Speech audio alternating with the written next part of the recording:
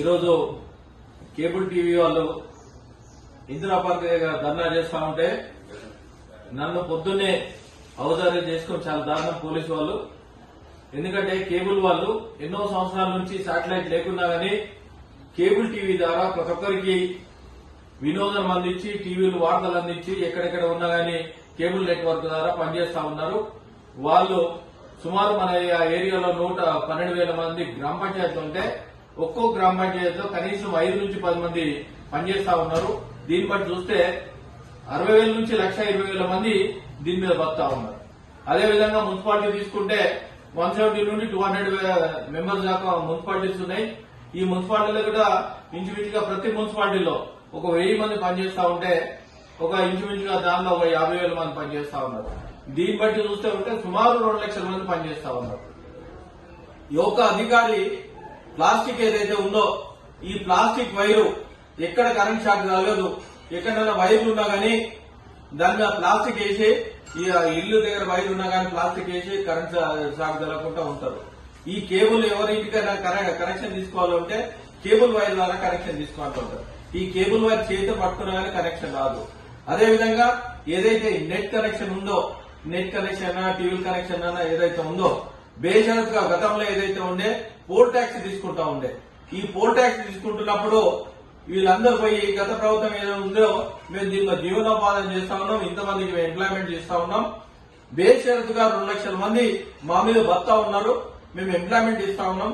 గతం నుంచి ఏదైతే ఓల్డ్ ఈజ్ గోల్డ్ అనేది మా దానిలో ఏదైతే ఉందో దీనికి చేస్తా ఉన్నారు. టీవీ ద్వారా కేబుల్ టీవీ ద్వారా మేము కనెక్షన్ ఇస్తా ఉన్నాం.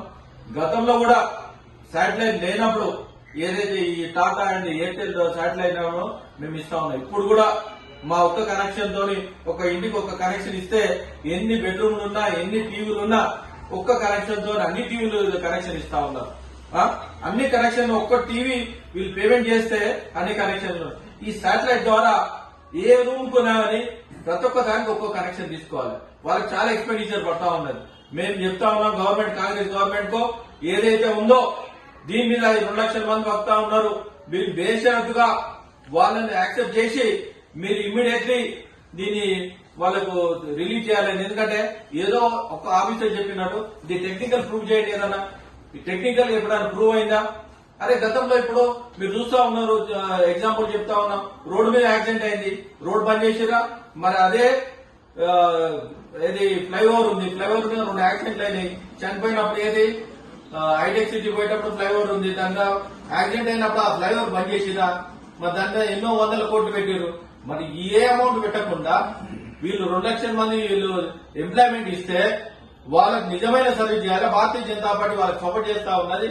వాళ్ళకి ఇమీడియట్లీ ఏదైతే వాళ్ళు స్ట్రైక్ చేస్తా ఉన్నారో ఈ స్ట్రైక్ ను మేము సంపూర్ణంగా మద్దతు ఇస్తా ఉన్నాం. ఈ మద్దతు ఇచ్చే స్ట్రైక్ ను మీరు బేషరతుగా లేదా మీరు ఏదైనా ఎక్స్పెండిచర్ పెట్టి ఏదైనా కంపెనీ కోసం పెట్టి 2 లక్షల మంది మీరు ఎంప్లాయ్మెంట్ ఇస్తారా? మరి దానికి సమాధానం చెప్పాలని కాంగ్రెస్ గవర్నమెంట్ నేను డిమాండ్ చేస్తా ఉన్నాం. మీ ఏదైతే ఆఫీసర్ ఉందో మీరు నిజమైన ప్రూవ్ చేయండి. ఇది అన్ని వైర్లు కట్ చేస్తా ఉన్నారు. ఏదైతే కేబుల్ వైర్లు ఉన్నా అన్ని వైర్లు కట్ చేస్తా ఉన్నారు. మారుమూలలో వీళ్ళు టీవీకి కనెక్షన్ ఇస్తా ఉంది, ఇంటర్నెట్ కనెక్షన్ ఉంది. ఇది గ్లోబల్ యోగంలో మీరు ఈ విధంగా మీరు చేస్తే ఏ బేస్ మీద వాళ్ళు డిపెండ్ అయి ఉంటారు? ఏమి డబ్బులు తీసుకోకుండా ఇంతమంది ఎంప్లాయ్మెంట్ ఇస్తా ఉన్నారు.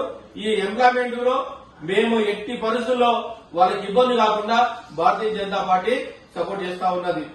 జై హింద్.